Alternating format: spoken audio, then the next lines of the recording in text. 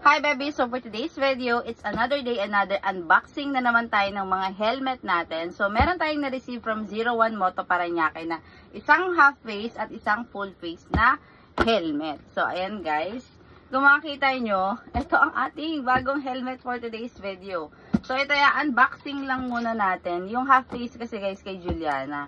And then yung ating full face naman, syempre, for me, charis, ayan sa akin guys.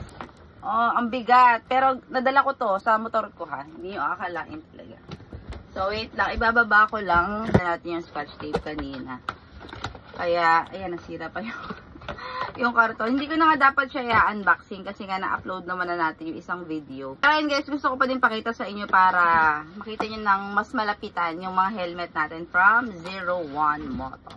Napakaganda din pala talaga ng ano nila, ng helmet bag. Ito yung ating half face helmet. Ito yung kay Juliana girl. Ayan. Hindi talaga ako mahilig sa mga may graphics saka ma-design na helmet. So, ang pinili lang natin ay matte black. Ayan guys. Matte black na half face, medium size na Evo helmet. Ang nagandahan pa nito guys, itong half face helmet natin, dual visor na din. So, ayan. Sa mga naghahanap guys, sa medium size, so ito ay RX S na half face helmet. So, ayan siya.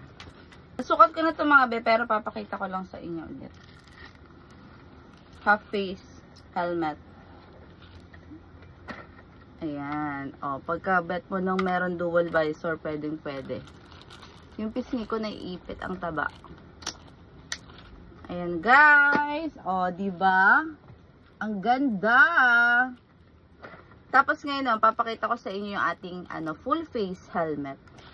Oh, mga be, ang perfect pala nitong ating half face. May kasama pala siyang clear na lens. So, ngayon ko lang siya nakita. Pero guys, dito pa lang sa black na to, natuwa na ako. Pero parang mas nakakatawa kapag meron talagang clear na lens. Tapos dual visor pa siya. Ayan. Kaya naman pag mga bet nyo ng mga half face helmet, dito na kayo mag-avail kasi dalawa pa yung visor niya. Ayan baby, so dito naman nakalagay yung ating full face helmet. Kung makikita nyo, meron pang mga scotch tape dito kasi nga binalot natin dun sa likod ng motor ko nilagay. Makikita nyo guys, yung mga helmet ko talaga dito, mahilig ako sa matte, tapos sa black lang. Yung glossy ko ata yung graphics lang. Meron pa pala isa yung ginamit natin ng V-Tour. V-Tour na glossy black helmet. And ito, dito ako unang natuwa guys pala sa nila helmet bag. Kasi ang cute, ang ganda ng design. Pwedeng bag talaga, literal. Yung parang backpack lang na pwede mo ilagay sa likod pagka meron ka lang mga biglaang lakad, ganyan. Ayan! So ito yung ating matte black din, 'di ba? Di halatang mahilig sa matte black. Ito ay AR01 na matte black guys.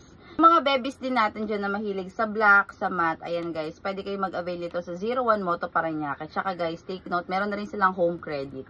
Kaya pwede kayong kumuha doon. Anytime you want. Dual visor din pala siya mga beha. Oh. Ako talaga mahilig talaga ako sa dual visor kasi minsan maaraw. Tapos hindi kaya nito. Lalo kapag puti. So, yung half face naman kasi natin, yun, black. So, carry yun. Kaya naman, sa mga babies din natin dyan na naghahanap at gustong mag-avail ng Evo helmet, guys, available sa 01 Moto Parañaque. So, ayun lang. Thank you.